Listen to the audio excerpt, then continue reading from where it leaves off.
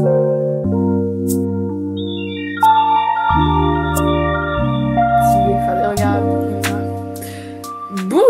à tous les viewers et viewers qui se connectent, bienvenue sur la chaîne Twitch de Science et Avenir et bienvenue dans ce live dédié à la sortie de notre dernier numéro, le numéro de novembre, dont le dossier est intitulé « La science peut-elle sauver le climat ?» Alors vaste question, on va pouvoir y répondre.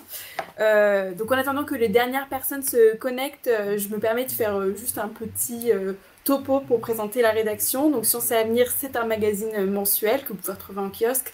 C'est également un hors-série papier. Actuellement, on a tout un hors-série sur la mémoire, plusieurs pages sur la mémoire, tous les aspects que vous pouvez retrouver. Il y a également notre MOOC La Recherche avec un dossier au cœur des atomes.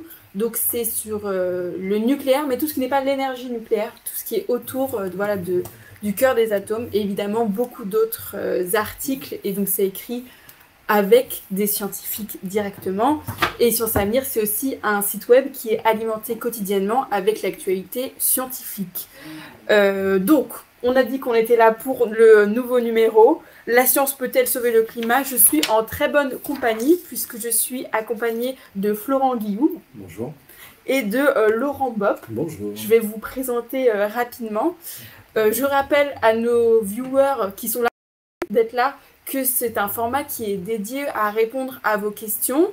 Donc nous, on va avoir une discussion, mais s'il y a des sujets qui vous interrogent, on est vraiment là pour y répondre. Donc Florent, tu es chimiste de formation, tu as notamment doctorat à l'ENS à Lyon. Actuellement, tu es ingénieur spécialiste du captage du CO2 et tu travailles à l'IFP Énergie Nouvelle, qui est un organisme public de recherche, d'innovation et de formation dans le domaine de l'énergie, sport et de l'environnement. C'est ça. Ok, c'est bon, j'ai bien bossé.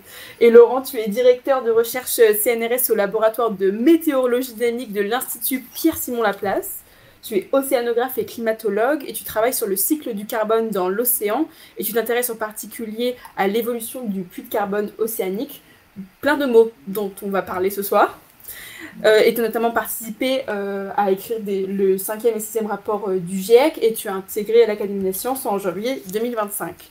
Merci encore d'être là tous les deux. Et de l'autre côté des ordinateurs, on remercie le Valentin Collia de Science et Avenir qui est là et qui s'occupe de la modération, qui va utiliser vos questions et qui va aussi afficher les médias. Et moi, je suis Alice Carliès, journaliste à Science et Avenir. Alors, on fait ce live parce que c'est pas que pour la sortie de notre numéro. Il va venir au Brésil du 10 au 21 novembre. Est-ce qu'on peut faire peut-être un petit état d'économie, voilà, la situation de notre planète? Oui, peut-être je peux commencer. Alice. Ouais, Laurent. On n'est pas sur de bons rails. Je pense que c'est comme ça qu'il faut commencer. Et peut-être qu'on peut, à quasiment 10 ans de l'accord de Paris, se rappeler des objectifs et faire un petit état des lieux pour savoir où on en est par rapport aux objectifs qu'on s'était fixés, je le rappelle, collectivement en 2015 à Paris. L'anniversaire, c'est très bientôt, les 10 ans. On fera un vrai bilan de là où on en est. Donc, en 2015 à Paris, l'objectif des nations qui étaient réunies à Paris était de limiter le réchauffement climatique à moins de 2 degrés et si possible moins de 1,5 degré de réchauffement par rapport aux températures pré-industrielles, donc les températures au 19e siècle. À l'époque, on devait être à peu près 1 degré de réchauffement, un peu plus. Aujourd'hui, on est plutôt à 1,25. Sur les 10 dernières années, si on prend même la dernière année, c'est plutôt 1,35. Donc on s'approche dangereusement du premier objectif qui était 1,5 degré. Et le consensus scientifique, le consensus même politique, c'est qu'on va sans doute dépasser ces 1,5 degrés. Donc ça, c'est le premier message d'alerte, c'est on n'a pas été capable de réagir suffisamment vite pour parvenir à ce premier objectif.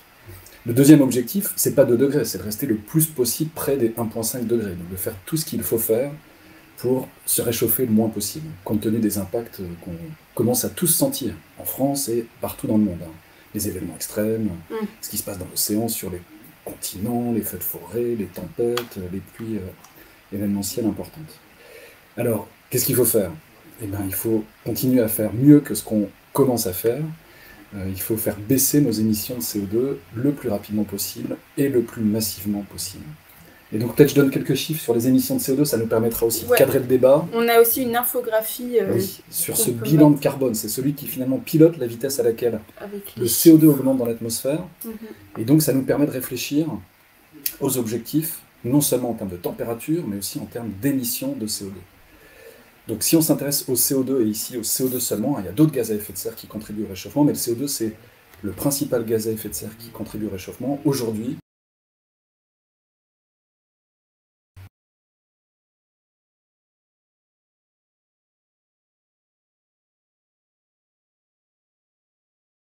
L'activité humaine est principalement la combustion du pétrole, du charbon et du gaz, mais aussi au changement d'utilisation des sols et donc à la déforestation, à l'agriculture et à d'autres types d'activités. Donc on émet plus de 40 milliards de tonnes de CO2 par an, et il y a à peu près la moitié de ces émissions, un peu moins de la moitié de ces émissions, qui s'accumulent dans l'atmosphère, qui est responsable de l'augmentation du CO2 et donc en grande partie du changement climatique. Ça, c'est le 16,9 qu'on peut Absolument, voir. c'est les 16,9 milliards de tonnes qui, en tout cas en 2023, se sont ajoutées au CO2 qui chaque année augmente dans l'atmosphère.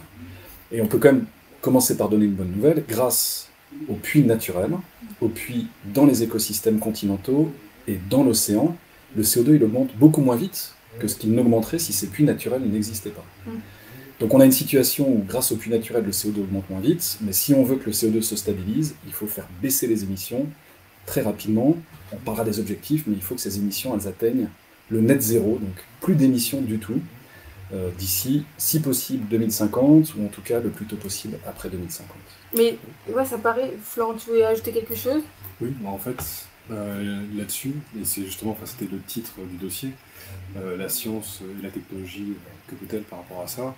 Il faut voir que l'ambition en fait, qu'on a quand on va parler de captage de CO2, c'est-à-dire comment est-ce qu'on gère ces 16 milliards de tonnes qui restent,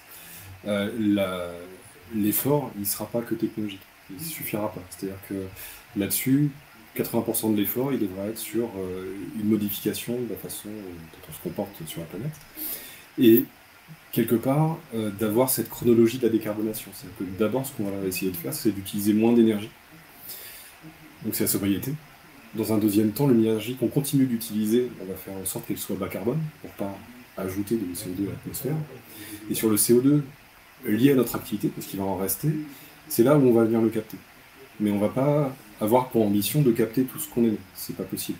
Donc là, l'ambition qu'on va se donner, c'est peut-être 5 à 8 milliards de tonnes sur les 16-17, et c'est déjà beaucoup. Si on arrive à faire ça, c'est qu'on aura bien bossé. Mais on ne pourra pas tout faire. Et de la même façon, si on faisait que de la sobriété, il resterait une part de carbone qu'on ne capterait pas, il resterait une part de CO2 dans l'atmosphère, qui fait qu'on a quand même besoin de ces voies technologiques pour compléter en fait, les puits naturels de carbone. Pour éviter la casse. Voilà, et donc la décarbonation technologique, elle va agir sur 3 leviers. Le premier, c'est réduire les émissions, c'est-à-dire que les installations qui émettent du carbone, on va pouvoir mettre en place des dispositifs qui vont faire en sorte que dans les fumées qui seront rejetées à l'atmosphère, il y ait moins de CO2, parce qu'on va arriver à le récupérer. On va essayer de défossiliser les usages, c'est-à-dire essayer de voir si on ne peut pas utiliser du CO2 biogénique ou atmosphérique pour faire par exemple des carburants, où finalement l'utilisation de ces carburants-là feront qu'ils auront une empreinte carbone moindre que les hydrocarbures fossiles. Et on va viser ce qu'on appelle les émissions négatives, c'est-à-dire comment est-ce qu'on va contribuer à côté des puits de carbone naturels à alimenter les puits de carbone de façon technologique en extrayant le CO2 soit de la biomasse, soit de l'atmosphère pour le stocker dans le sous-sol. Je vois qu'il y a des messages dans le chat.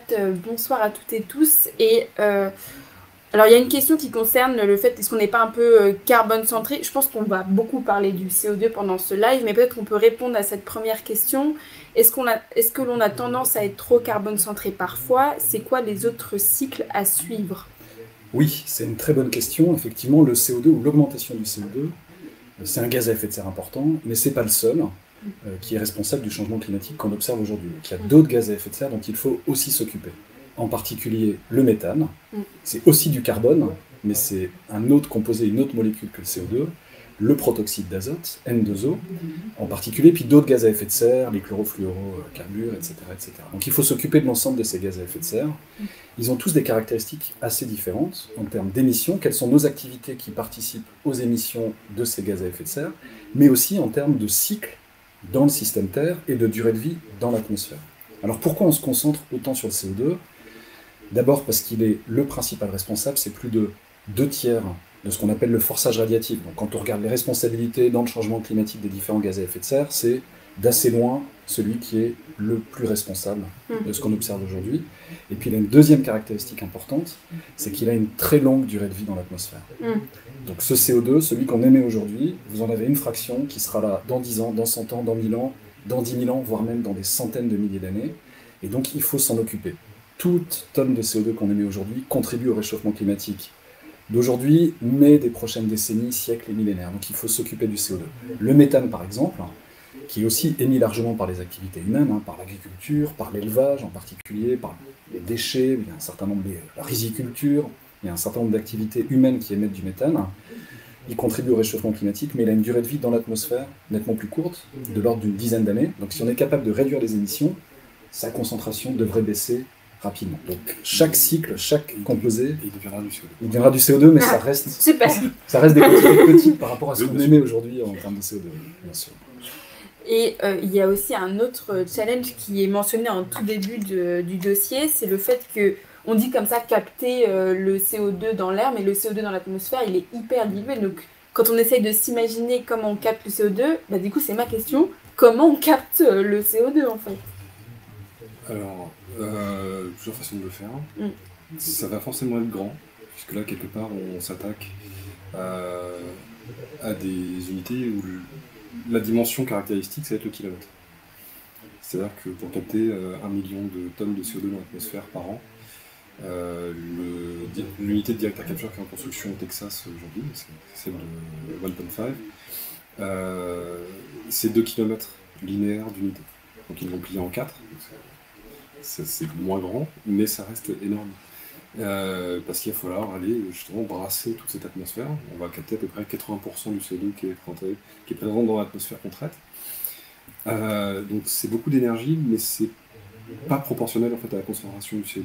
Pas complètement. C'est-à-dire que quand on va capter du CO2 dans une fumée, on est à quelques gigajoules par tonne, à peu près 3-4. Quand on va aller le chercher dans l'atmosphère, on va dépenser une dizaine, entre 10 et 15 gigajoules, avec l'espoir de diminuer ça. Ouais, ce qu'il faut imaginer, c'est que le rapport, c'est 250. Ce qu'il faut imaginer, c'est que le CO2, dans l'atmosphère, c'est ce qu'on appelle un gaz trace. Donc il est dans l'atmosphère, malgré l'augmentation récente, qui est importante, plus 50% sur les dernières décennies. Le CO2, il reste à des concentrations très faibles. Sa concentration dans l'atmosphère, peut-être, si on donne quelques chiffres, c'est 0,04% de l'atmosphère. Donc, à peu près 80% de diazote, 20% de dioxygène et 0,04% de CO2. Donc, on est passé de un peu moins de 0,03 à aujourd'hui 0,042, 420 ppm, nous, les spécialistes du cycle du carbone, mais ça reste tout petit. Et donc, c'est dur d'aller chercher ce CO2 qui est dans l'atmosphère. Donc, on peut passer par des méthodes technologiques, on parle de captage du CO2 avec les méthodes technologiques dont tu parlais, Florent. Et puis, les puits naturels, ils ont d'autres méthodes, d'autres façons de capter ce CO2. On parlera de la photosynthèse des plantes, on parlera des processus chimiques à l'interface air-mer qui captent aussi de façon naturelle du CO2. Et donc, on peut aussi renforcer ces processus naturels pour éliminer une part plus importante du CO2 atmosphérique. Donc, c'est de ça dont on va parler. Exactement. Les méthodes très techniques et puis renforcer les processus naturels. Et de la place que ça prend, parce que finalement... Je crois que Florent, faut que tu parles tout petit peu plus près de ton micro. Oui. En fait, c'est aussi la place que ça prend.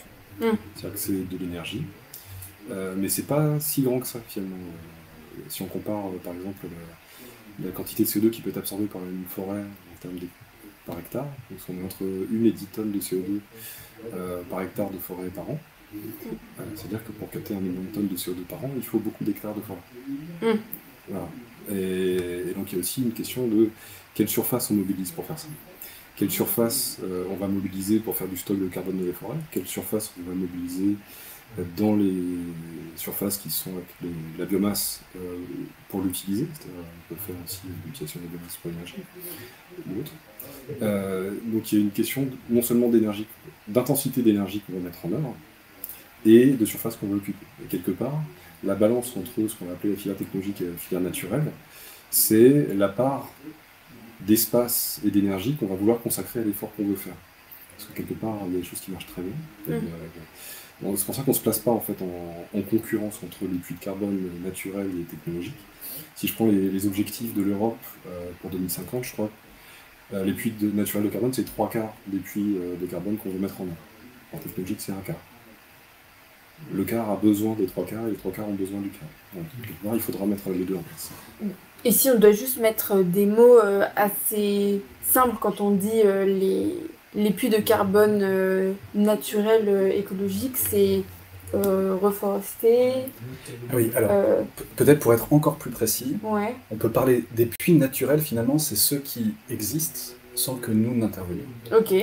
Donc ça, c'est les deux dont on a parlé, il y a à peu près 10 milliards de tonnes de CO2 qui sont prélevés par l'océan, et un peu plus par la biosphère continentale. Et ces puits de carbone naturels, ils existent sans nous, et ils existent pour des raisons qui sont différentes dans les deux cas, mais que je peux très rapidement expliquer. Ça permettra aussi de réfléchir aux méthodes qu'on pourrait, nous, envisager pour les amplifier. Donc, dans la biosphère continentale, le principal moteur du puits, c'est l'augmentation du CO2 qui fertilise les plantes, les arbres, et puis d'autres types de plantes. Et donc, ces plantes, ces organismes, ils font plus de photosynthèse parce qu'il y a de plus en plus de CO2. Ils font plus de photosynthèse qu'il n'y a de respiration, et donc il y a un puits net de carbone vers ces écosystèmes. D'accord ?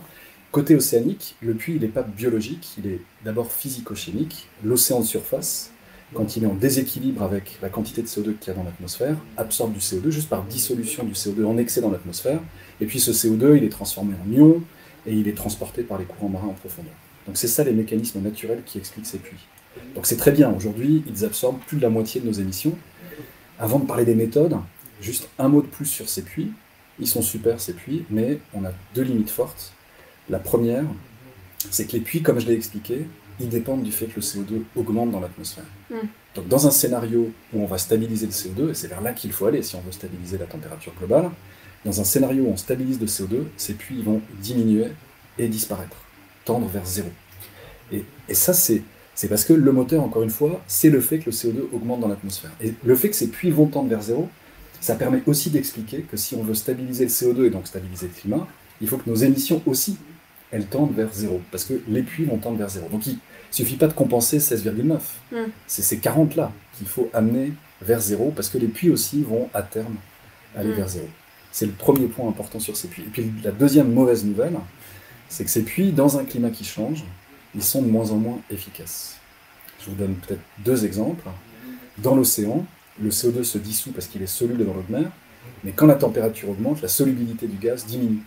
Donc plus le climat change, plus l'océan se réchauffe, moins le puits est efficace, parce que le CO2 est moins soluble. Et côté continental, vous avez vu les épisodes d'incendie, de feux de forêt.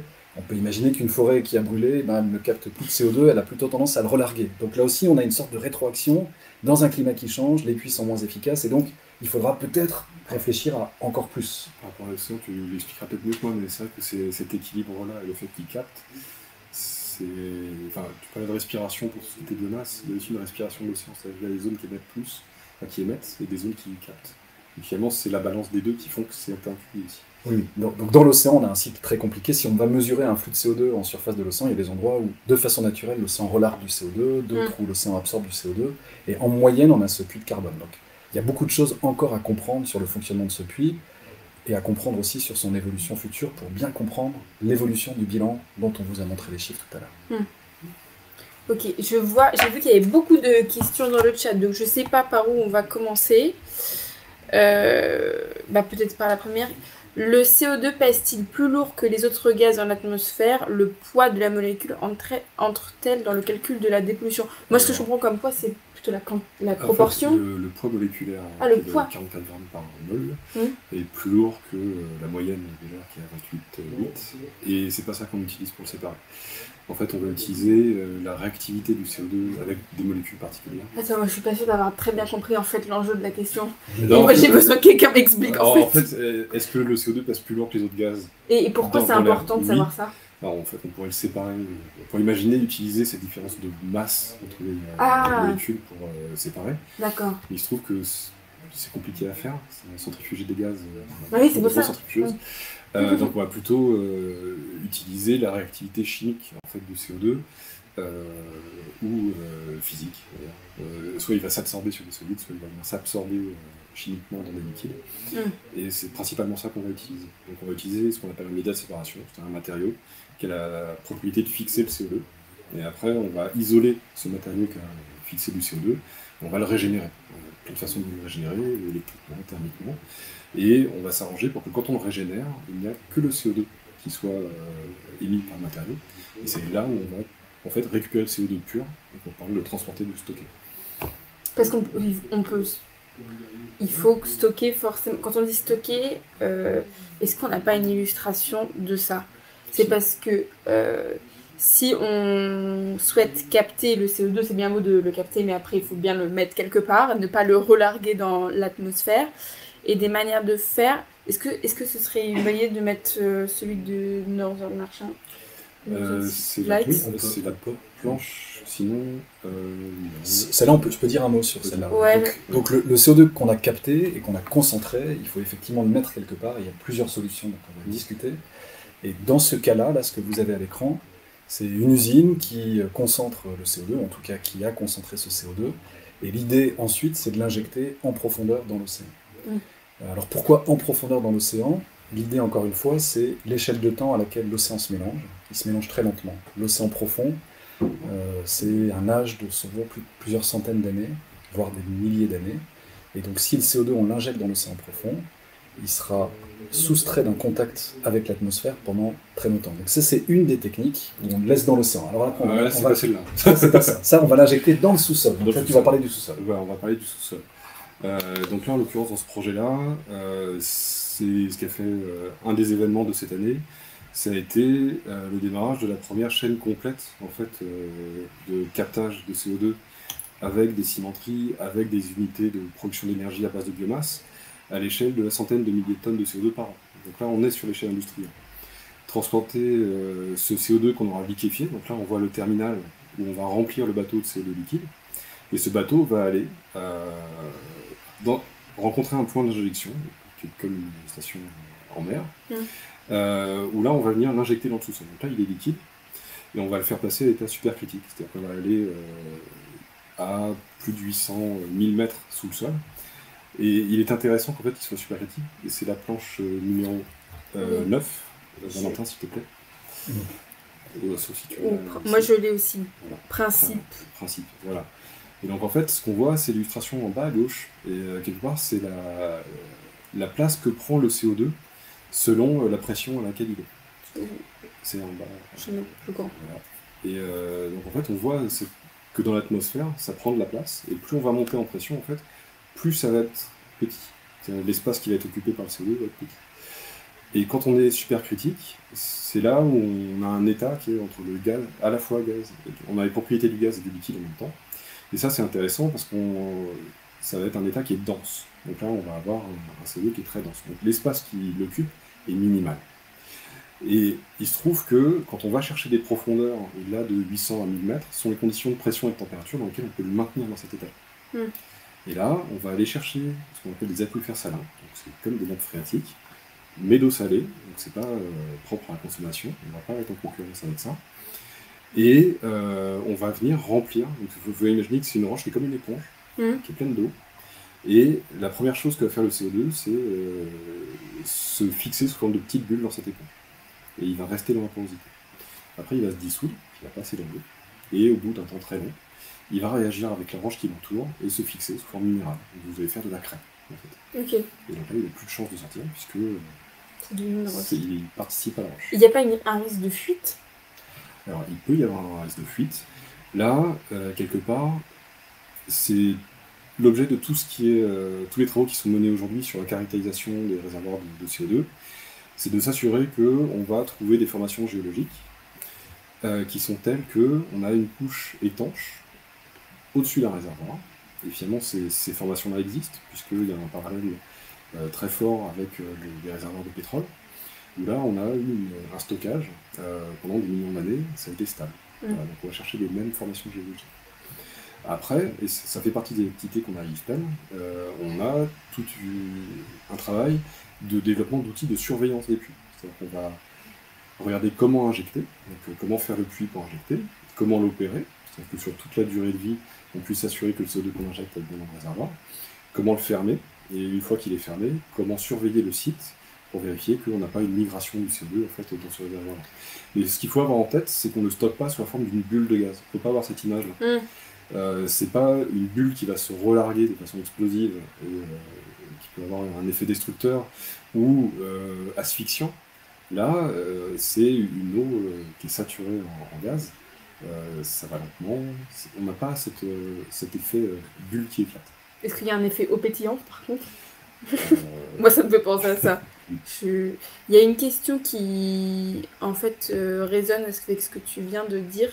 C'est, attends, je vais la retrouver. C'est, est-ce qu'il y a des recherches scientifiques sur les risques d'avoir un effet rebond si on capte et on injecte dans le sol le CO2?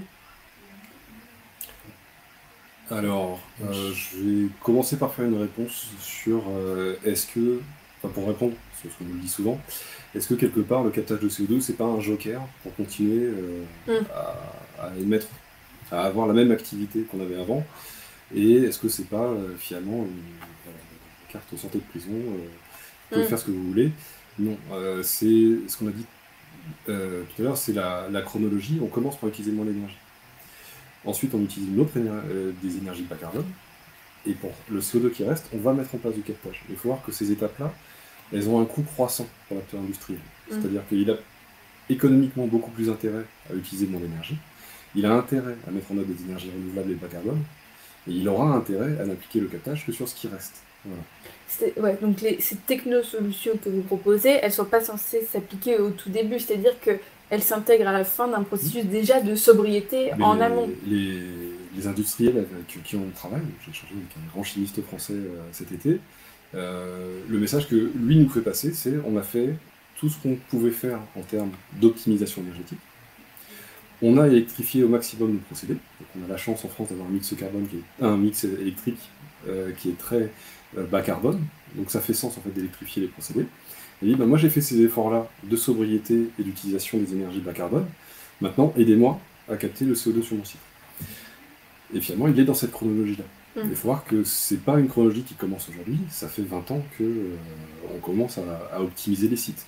On nous dit beaucoup, comme vous consommez beaucoup d'énergie, pour utiliser de l'énergie fatale sur les sites industriels. La chaleur fatale. La chaleur fatale, c'est celle qu'on rejette à l'atmosphère parce qu'on n'en a utilisé qu'une partie.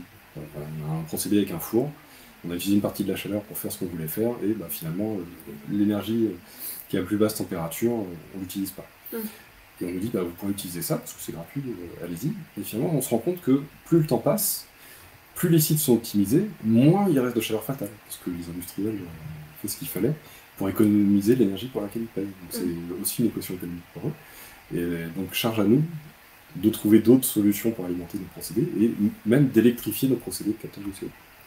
Je peux dire encore un mot peut-être sur l'effet rebond, mais je change un peu d'échelle finalement. Et je parle plutôt du système carbone à l'échelle globale. Et c'est le lien entre le CO2 de l'atmosphère et le fonctionnement des puits dont on parlait. Et il y a un lien très fort, parce que les puits existent, parce que le CO2 augmente. Et donc certains ont parlé d'effet rebond lié à la capture de CO2 ou à l'élimination du CO2 atmosphérique.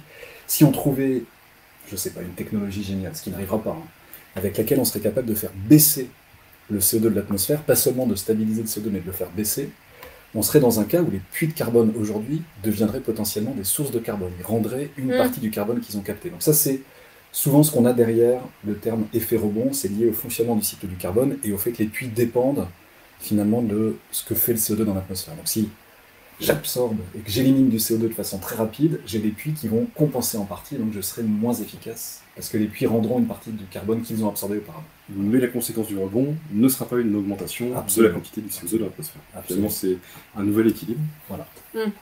C'est des choses qui sont bien prises en compte et plutôt bien comprises. Et donc finalement, si on faisait ça, on aurait travaillé trop. Finalement, il n'aurait pas été utile de le faire. Mais ça ne va pas dans le sens du rebond vers il y aura plus de CO2. Absolument. Voilà. Ok, c'est un relâchement après. Je regarde s'il y a d'autres questions qu'on aurait zappées en discutant. Là je ne sais pas si vous pourrez répondre, parce que ça concerne plutôt les arbres. C'est est-ce que la compensation en replantant des arbres, c'est quand même un peu vrai scientifiquement ou c'est du pur greenwashing? Non, on peut commencer par dire que c'est un peu vrai scientifiquement. Une forêt qui pousse, qui vient d'être plantée, elle capte du carbone de façon nette, et les chiffres ont été donnés par Florent tout à l'heure.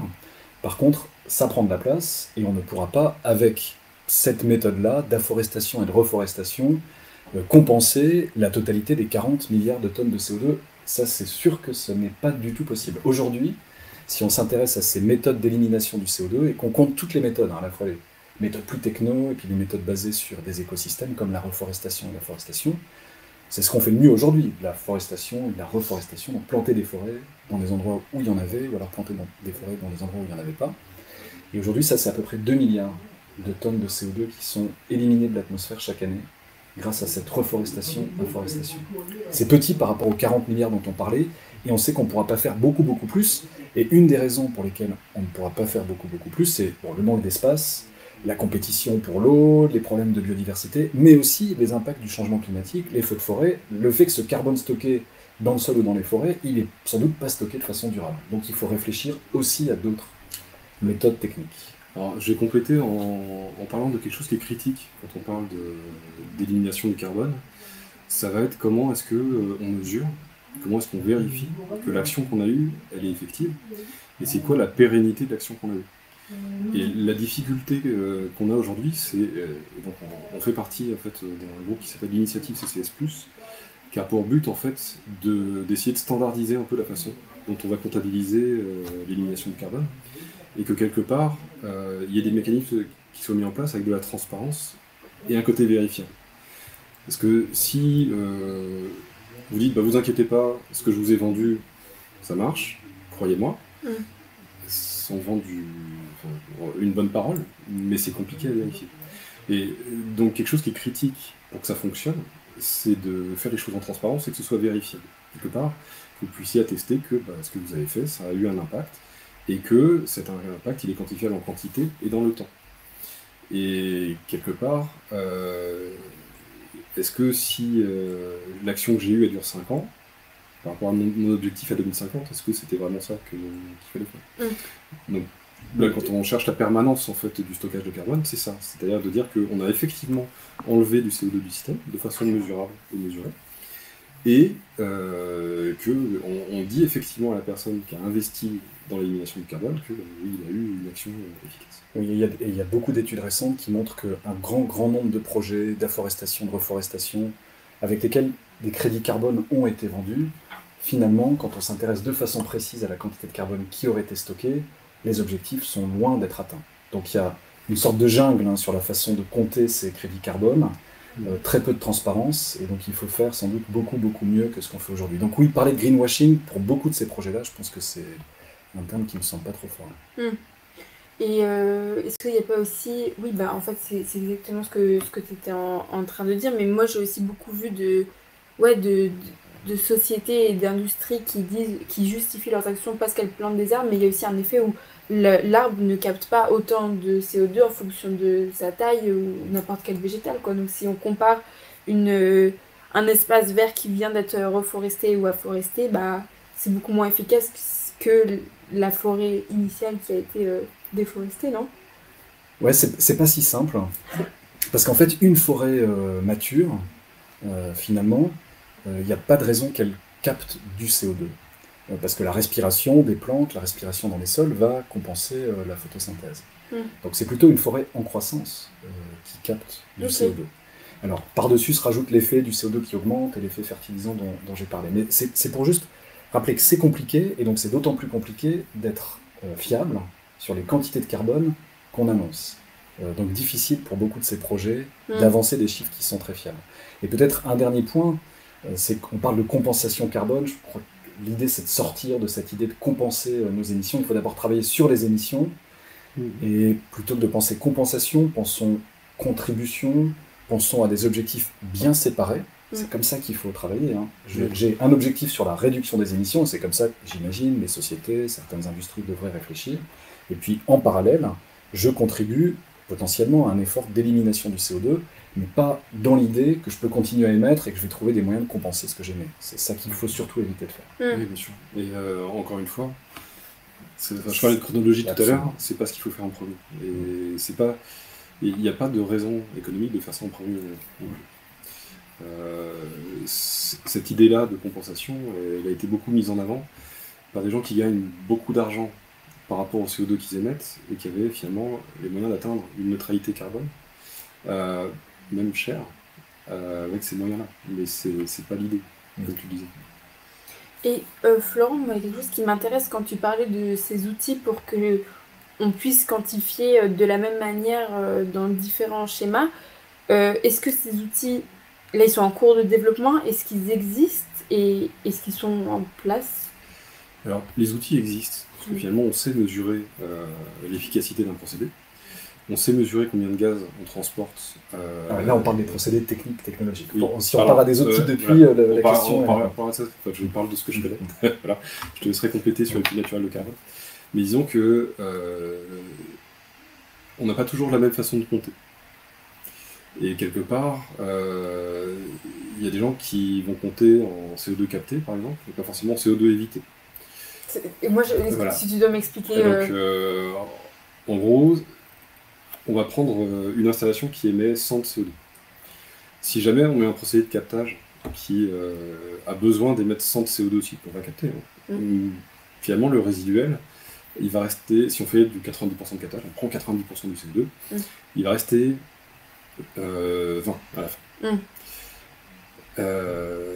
Si jamais on avait mis un procédé qui captait lui aussi 90% du CO2, mais qui avait besoin de 1 pour fonctionner, on aurait plus que 10,1 à la fin.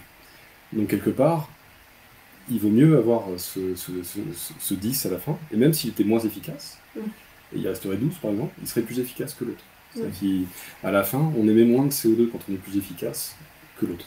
Et donc on a un intérêt à avoir un comptage qui favorise les méthodes efficaces de captage du CO2, qui sont plus sobres en énergie et qui mobilisent une énergie qui a une moindre empreinte carbone. Parce que l'empreinte carbone du captage de CO2 est importante elle aussi.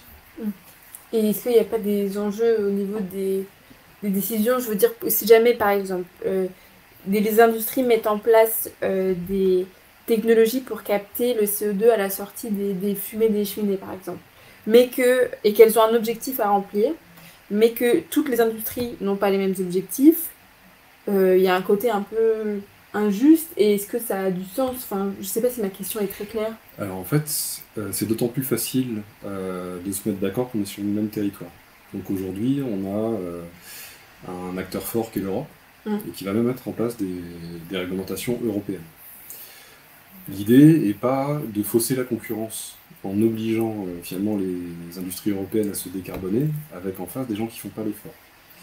Donc ils sont en train de réfléchir à mettre en place, et c'est ce qu'on appelle le CBAM, carbone aux frontières. Oui. C'est de taxer le CO2 aux frontières, c'est-à-dire d'arriver à déterminer la charge CO2 des importations, et qu'elle soit taxée en fait, en fonction de cette charge de CO2, histoire que ça pousse les exportateurs vers l'Europe à être plus vertueux, et que ça protège en fait, l'industrie européenne qui se sera décarbonée. Donc c'est ça l'idée, de ne pas fausser la concurrence. Peut-être un dernier mot sur ces questions de... Alors en anglais on dit souvent monitoring, reporting, vérification, donc je ne vais pas traduire, mais vous avez saisi l'idée. Dans sa nouvelle phase, le GIEC a pour mandat de produire, de publier un rapport technique sur la façon de compter, de monitorer, de rapporter, de vérifier certaines de ces technologies d'élimination du CO2, à la fois les technologies plus techniques et puis celles qui sont basées sur les puits naturels. Donc oui, c'est des questions importantes sur lesquelles il faut qu'on se mette d'accord et qu'on ait un cadre qui soit le plus solide possible. Je donne peut-être juste un exemple, on parlait des forêts et la façon dont sont rapportés certains puits, qui sont liés par exemple à la façon dont on va manager une forêt. Donc on va couper les arbres, stocker du bois, gérer des pratiques agricoles sur des champs ou des prairies. Aujourd'hui, il y a beaucoup de questions sur ce qu'on compte. Normalement, on ne devrait compter que ce qui est additionnel par rapport à une situation où il n'y aurait pas d'intervention de l'homme. Mais une forêt qui capte plus de carbone parce que le CO2 augmente, certains pays comptent ces puits de carbone dans leurs objectifs nationaux, et on voit bien qu'il y a des décalages et des incohérences dans la façon dont sont comptés ces puits de carbone ou ces méthodes d'élimination du CO2 atmosphérique. Et aussi, on parle un tout petit peu des outils qui permettent de mesurer la captation du carbone. Et toi, tu disais, Laurent, que pour les puits naturels, les outils n'existent pas forcément... Alors pourquoi c'est plus compliqué pour les puits naturels? Donc, on n'a pas tellement parlé des méthodes qui visent à amplifier les puits naturels de carbone. On en a parlé un peu pour la biosphère continentale, en parlant d'afforestation et de reforestation. Et on voit bien que dans ce cas-là, c'est compliqué, parce que le CO2, il est absorbé sur plusieurs dizaines, centaines d'hectares, comment est-ce qu'on compte le carbone qui a été absorbé, et c'est très difficile de mesurer la quantité de carbone en plus qu'on a dans le sol, la quantité de carbone en plus qu'on a dans la biomasse. Si je parle des méthodes océaniques, pour amplifier le puits de carbone océanique, alors c'est des méthodes dont peut-être vous avez entendu parler. On peut fertiliser l'océan en ajoutant du fer, qui est un élément nutritif qui manque aujourd'hui dans une grande partie de l'océan. Donc plus de plancton qui capte du CO2, et une partie de ce CO2 viendrait de l'atmosphère. On peut changer la chimie de l'eau de mer en rajoutant du matériel alcalin dans l'océan. Donc il y a plusieurs techniques qui visent, ou chimiques ou biologiques, à amplifier le puits de carbone océanique. Mais là aussi, très difficile à documenter et à vérifier. Imaginez cette technique-là, j'alcalinise l'océan. Donc, le principe de base, c'est j'ajoute du matériel alcalin, donc des bases dans l'océan, qui vont faire changer les équilibres chimiques, donc en fait consommer du CO2 dans l'eau de mer, qui va être en partie remplacé par du CO2 qui vient de l'atmosphère. Alors même si j'ajoute du matériel alcalin, le CO2 qui va venir de l'atmosphère, lui, il va potentiellement disparaître de l'atmosphère vers l'océan à des kilomètres, des dizaines de kilomètres, des centaines de kilomètres de l'endroit où j'ai ajouté le matériel alcalin. Comment est-ce que je vais mesurer ça? Comment est-ce que je vais pouvoir vérifier que le CO2 il a vraiment été enlevé de l'atmosphère? Donc il y a encore énormément de questions sur ces pratiques de monitoring, reporting et vérification. Et même sur ça, alcaliniser l'océan, enfin on sait qu'une des conséquences du changement climatique, c'est le fait que l'océan s'acidifie. Mais est-ce qu'il n'y a pas aussi un... Bah si, j'imagine qu'il y a aussi un risque à ajouter des matériaux alcalins dans l'océan. Oui, alors en fait pour l'acidification, au contraire, ça pourrait être un co-bénéfice de l'alcalinisation. Parce que quand j'ajoute de l'alcalinité, l'océan absorbe plus de CO2, mais au final, une partie de cette alcalinité va en gros tamponner l'acidification et donc va rendre les eaux moins acides. Donc on peut se retrouver dans un cas où à la fois j'ai de l'élimination du CO2 et j'ai une atténuation de l'acidification. Donc ça c'est la théorie. Ensuite, quand on ajoute de matériel alcalin, ça dépend un peu du type de technique, mais dans certains cas, il y a l'idée de broyer des roches silicatées et de ces grains très petits, les apporter à l'océan, et quand ils vont se dissoudre, ça relargue du matériel alcalin, mais ça relargue aussi beaucoup d'autres choses, des métaux, des éléments potentiellement toxiques, et donc des impacts sur le vivant. Donc c'est une autre grande question, c'est essayer de bien mesurer les impacts environnementaux de toutes ces techniques-là, déployées côté continental ou dans l'océan. Je vais retourner pour voir s'il y a des questions. Merci beaucoup d'être là, Florent et Laurent. C'est super intéressant et merci à toutes et tous pour vos questions. Je cherche s'il y en a au tout début. On n'a pas. Ah, mais ça, on a déjà un peu répondu. J'ai vu la question sur les forêts primaires, on y a un petit peu répondu. Ensuite, qu'est-ce qu'il y a eu? Ah! Il y a une question, je ne sais pas si vous avez la réponse sur le fait que si on injecte du CO2 dans l'océan, les projets de deep sea mining ne risquent-ils pas de le relarguer en raclant les abysses? Dans ce cas-là, ne faut-il pas interdire tout projet d'exploitation des fonds marins? Je ne sais pas si est-ce que c'est au même endroit, en fait, les endroits où on enfouit le CO2 et les endroits où on pourrait... Alors, pour ma part, le fait de vouloir faire des flaques de CO2 au fond de l'océan, pas forcément le but. On est plutôt sur le stockage géologique. Et dans ce cas-là, sous l'océan. Donc là c'est très profond, et donc c'est pas des zones qui seraient raclées. Ah non, mais même c'est d'aller chercher la roche sous l'océan. C'est pas de... C'est ça. Parce que les nodules polymétalliques dont on parle avec le deep sea mining, c'est des nodules qui sont à la surface de la croûte océanique, alors que cet enfouissement dans la roche, c'est beaucoup plus profond en fait géologiquement, c'est ça? Non, il y a beaucoup de questions qui ne sont pas liées aux techniques d'élimination du CO2 sur les impacts du deep sea mining, ou les impacts d'ailleurs du chalutage profond qui racle le fond et qui déstabilise le sédiment naturel qui lui peut être riche en carbone. Et donc il y a des estimations aujourd'hui sur la quantité de carbone qui est stockée naturellement dans le sédiment marin, qui pourrait être relargué dans l'eau de mer et en partie repassé dans l'atmosphère en raison de ces pratiques. Et en particulier sur le chalutage profond, il y a des publications récentes, alors qui sont très discutées, mais qui montrent que ça pourrait être des quantités de CO2 significatives. Des quantités... Attends, moi je crois que j'ai pas suivi. C'est des quantités de CO2 qu'on pourrait éviter si on ne faisait pas ce raclage, ou en fait c'est que faire ce raclage, ça libère le CO2 qui est au fond. Exactement, qui est stocké naturellement dans le sédiment marin. C'est sous forme de carbone organique. En fait, ce carbone organique dans le sédiment marin, il vient de la chute de particules produites en surface par le plancton, et ce carbone organique il se retrouve dans le sédiment marin, et il peut être stocké pour très très longtemps dans le sédiment marin. Et évidemment, quand on fait du chalutage profond et qu'on racle le fond des océans pour récupérer des poissons, on va déstabiliser le sédiment profond et on va remettre ce carbone organique en suspension, il va potentiellement se reminéraliser, redevenir du CO2, et une partie de ce CO2 pourrait rebasculer dans l'atmosphère. Et donc quand on calcule l'empreinte carbone de la pêche, et en particulier avec certaines techniques comme le chalutage profond, il faut tenir compte aussi de ces effets-là. Ok. Et donc ça, à chaque fois, c'est toujours compliqué parce que j'imagine qu'il y a des premières évaluations, puis avec l'évolution de la recherche scientifique, on se rend compte de nouvelles... Je ne sais pas si la science peut sauver le climat, mais en tout cas, elle informe beaucoup sur l'état du climat. Oui, parce qu'elle ne sauve pas, mais on sait à quel point on détruit. Elle va aussi veiller à faire les choses pour ne pas dégrader. Ça c'est ce qu'on évoquait quand on a discuté avant l'émission, sur le fait qu'on avait été aussi consulté à IFPEN sur le captage technologique du CO2 dans l'océan. C'est-à-dire qu'on peut faire la même chose que le direct air capture, mais ça devient du direct ocean capture.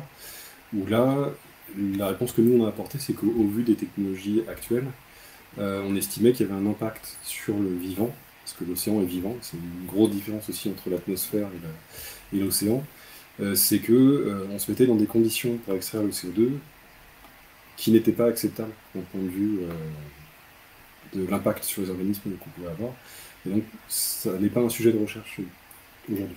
Oui, c'est ça, parce qu'il y a des méthodes, des solutions, enfin des techniques qui sont proposées qui, en fait, mettent des... je crois qu'on a une vue d'artiste dans le dossier qui propose de capter...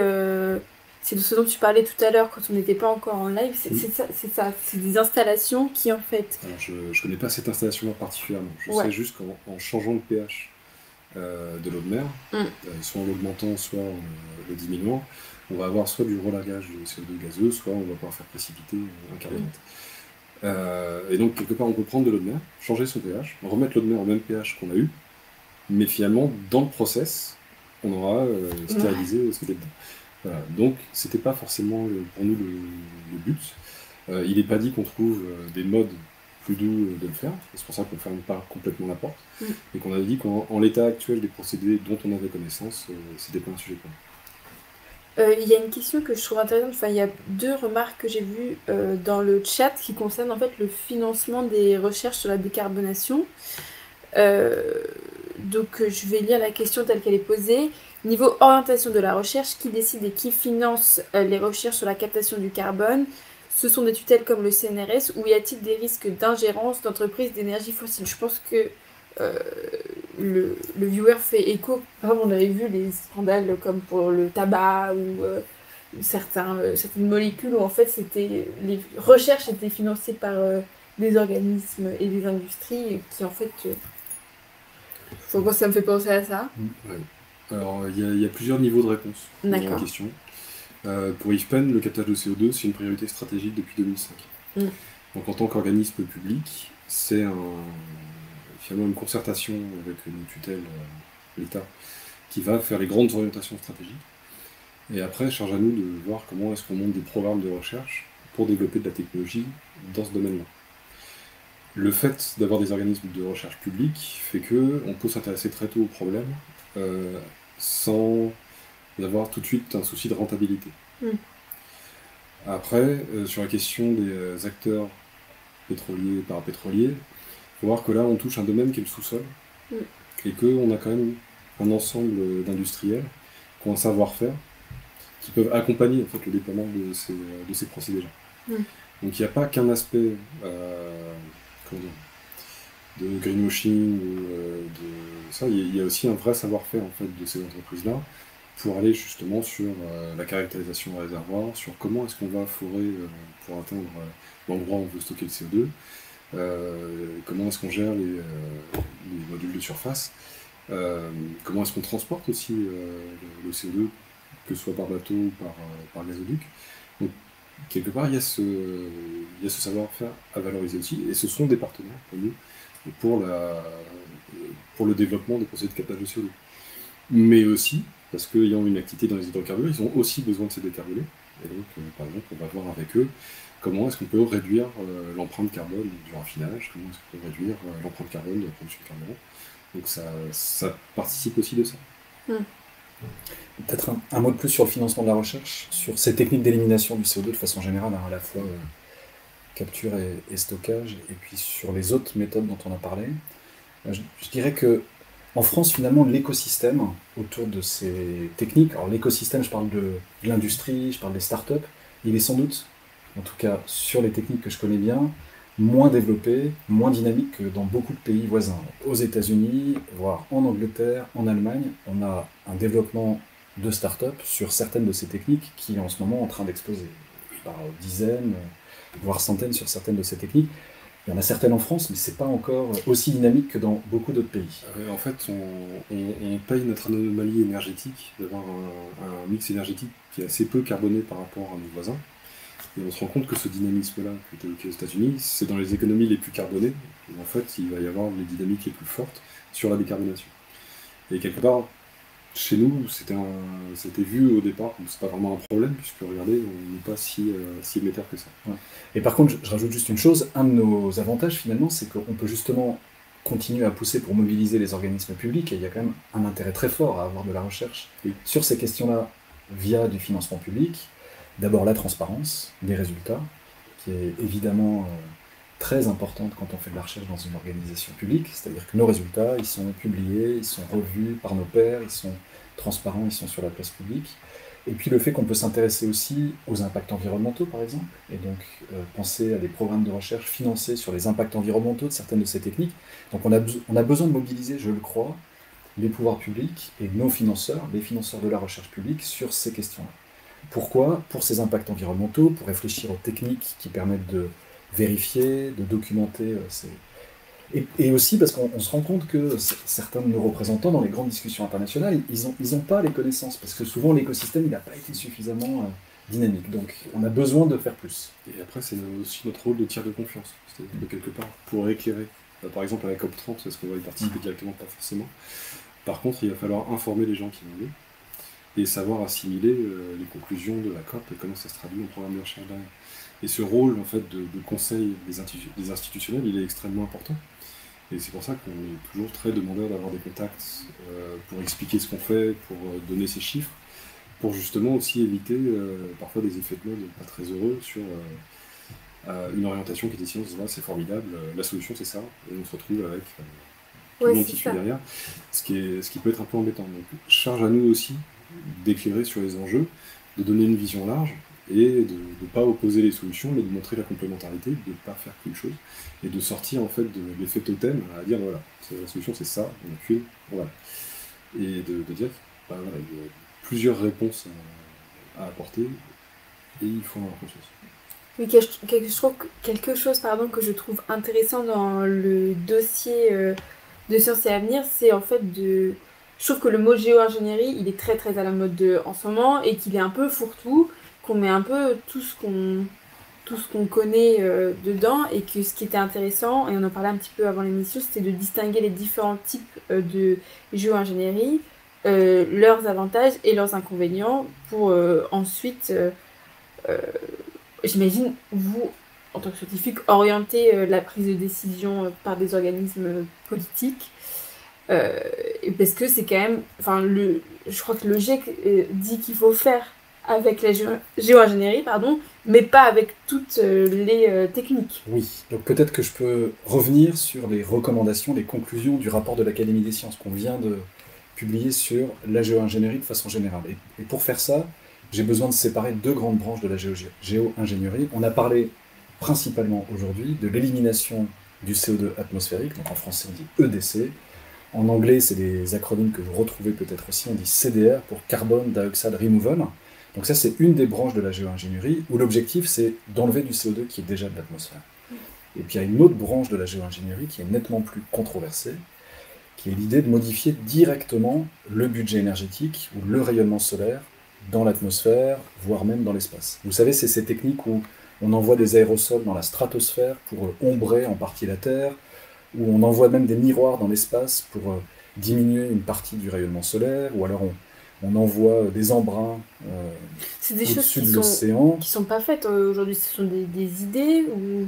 Ce sont plus que des idées. Il y a même certaines startups aux États-Unis par exemple, où ils ont annoncé qu'ils avaient envoyé des ballons, alors avec des toutes petites quantités d'aérosols. J'imagine que c'est impossible de regarder l'effet, Mais oui, il y a des projets, alors pour l'instant de petite taille sans doute, qui visent à aller dans cette direction-là. Donc on parle de géo-ingénierie, de modification du rayonnement solaire dans ce cas-là.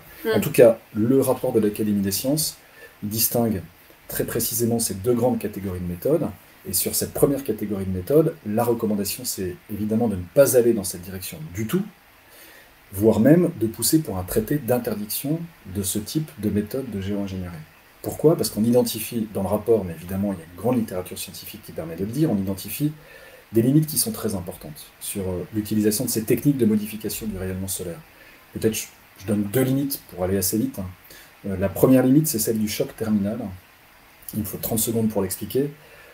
L'idée de la géo-ingénierie solaire, par exemple de l'injection d'aérosols dans la stratosphère, c'est de reproduire une éruption volcanique. Les grandes éruptions volcaniques, elles refroidissent le climat d'à peu près 0,3-0,5 degrés, comme avec l'éruption du Pinatubo en 91, pendant 1 an, peut-être 2 ans.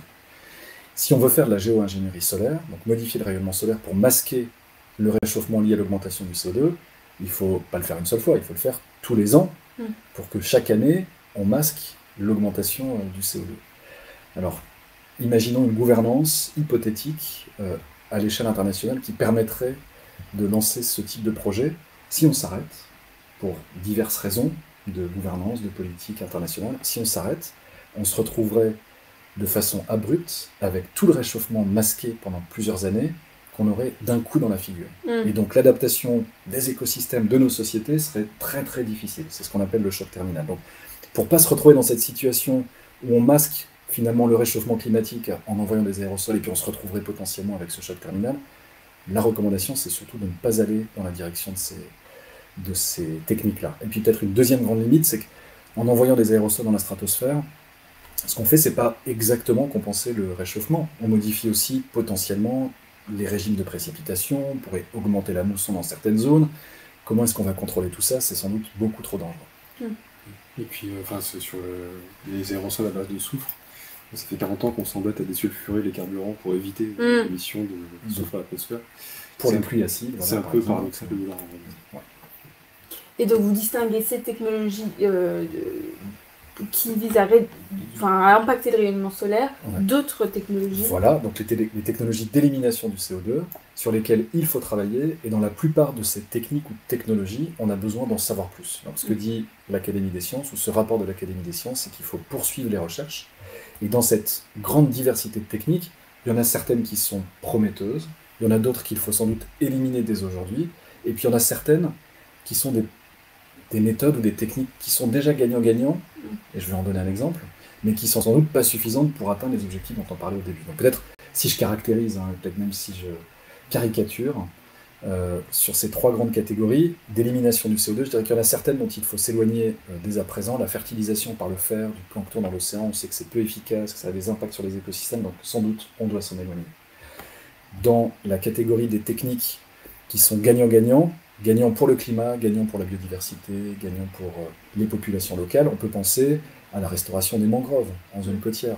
Les mangroves, elles nous protègent d'épisodes de submersion côtière, elles permettent un maintien de la biodiversité, elles stockent du carbone, mais compte tenu des surfaces, les quantités de carbone qui pourraient être stockées par ces propositions, restaurer des mangroves ou conserver des mangroves, c'est petit, tout petit. Mais il faut quand même aller dans cette direction-là. Et puis enfin, il y a la série de techniques, de méthodes, de technologies prometteuses. Donc, on peut parler du DAX, il y a besoin de continuer à avancer sur les coûts énergétiques, sur les coûts financiers également, sur où est-ce qu'on stocke le CO2. Il y a l'alcalinisation de l'océan qui reste une méthode sur laquelle il faut continuer à avancer, mais qui peut sembler prometteuse. Donc voilà, c'est si on caricature grossièrement. Mais et si, alors je lis la question, mais si, mine de rien, on va quand même répéter ce qu'on a dit en tout début d'émission, la recommandation numéro 1 du consensus scientifique, c'est la sobriété, c'est le changement de la manière dont on... La recommandation numéro 1 du rapport de l'Académie des sciences et le consensus scientifique, c'est la baisse des émissions. Et la baisse des émissions, c'est à la fois de la sobriété, donc un changement dans la demande, dans la consommation, mais aussi des technologies. On a besoin de plus d'énergie renouvelable, donc on a besoin de s'appuyer sur les deux pieds. Et moi je trouve souvent un peu délétère finalement qu'on oppose en permanence ces deux piliers qui sont absolument nécessaires. On a besoin, oui, de travailler sur la sobriété, la décroissance de certains secteurs sans doute, la consommation, la demande, et en même temps, on a besoin aussi de compter sur la technologie. Alors, pour l'élimination du CO2 dans un troisième temps, c'est ce que disait Florent, mais aussi aujourd'hui, des énergies renouvelables, de toutes sortes, pour décarboner au maximum tous nos usages. Je vois qu'on approche de la fin de l'émission, donc je crois qu'on va juste prendre les dernières questions qui ont été posées. Alors, je vais commencer par: est-il vrai que diminuer la pollution atmosphérique entraînerait une augmentation des températures atmosphériques? Est-ce que ça te parle? Oui. J'ai pas été complètement complet sur les activités humaines qui modifient le climat. Si on veut être tout à fait complet, on émet des gaz à effet de serre, et l'augmentation des gaz à effet de serre réchauffe le climat, et en même temps, on émet des particules dans l'atmosphère, des aérosols, des polluants. Alors ça peut être des toutes petites particules, dans nos villes, à Paris par exemple, on parle souvent d'épisodes de pollution aux particules, mais ça peut être des particules soufrées, les mêmes que celles qu'on veut envoyer beaucoup plus haut dans l'atmosphère, ou qu'on aimerait produire beaucoup plus haut dans l'atmosphère. Et donc ces particules, ces aérosols, que l'homme émet directement ou indirectement dans l'atmosphère, en fait, refroidissent le climat. Donc oui, il y a eu beaucoup de discussions sur, par exemple, la modification des règles sur le transport maritime, où on essaie de réduire la pollution des bateaux. Et donc, certains scientifiques ont montré que cette réduction de la pollution, comme on réduit un effet qui refroidit, ça réchauffe légèrement. Mais c'est pas pour ça qu'il faut pas le faire. Il faut s'attaquer à l'ensemble de ces problématiques environnementales. Il faut réduire la pollution et réduire ou limiter le réchauffement climatique en s'attaquant aux gaz à effet de serre. Malheureusement, je crois qu'on approche de la fin de notre émission. C'est un sujet qui est extrêmement large et que vous pouvez retrouver, attention, je m'en vais et je reviens, dans le nouveau numéro de Sciences et Avenir de novembre qui est disponible en kiosque. Si vous souhaitez également suivre l'actualité concernant le climat, vous avez notre site internet sciencesavenir.fr qui offre des articles d'actualité scientifique quotidiennement. Je vais aussi vous demander, Florent, Laurence, si vous avez des recommandations pour nos viewers et vieweuses de contenu à aller voir, de choses enrichissantes. Alors oui, enfin, moi c'est ce que j'ai trouvé intéressant dans les domaines qui ne sont pas les miens.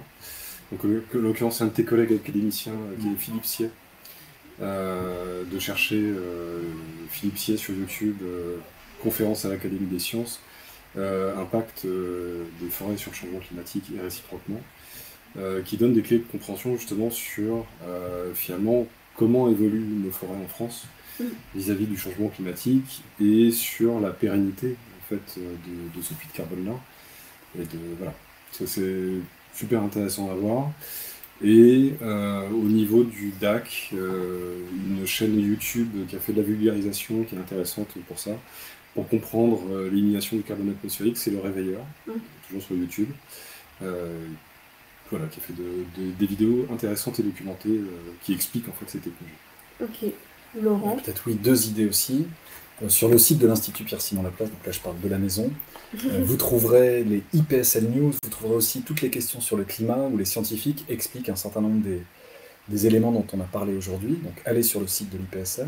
Et puis je mentionne aussi un livre publié par CNRS Éditions qui s'appelle Tout comprendre sur le climat, avec la participation de bons potes et d'un grand nombre de scientifiques, avec des chapitres très courts et illustrés de façon assez sympa, qui discutent un peu des grandes questions autour du climat et du changement climatique.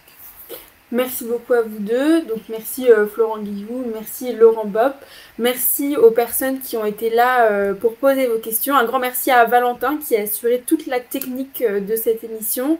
On se retrouve très prochainement pour un prochain live Twitch. Et si vous voulez suivre tout ce qui va se passer pendant la COP au Brésil, eh bien n'hésitez pas à suivre nos contenus. Je vous dis au revoir et merci beaucoup. Au revoir. Merci pour l'invitation. Merci pour l'invitation. C'est un plaisir.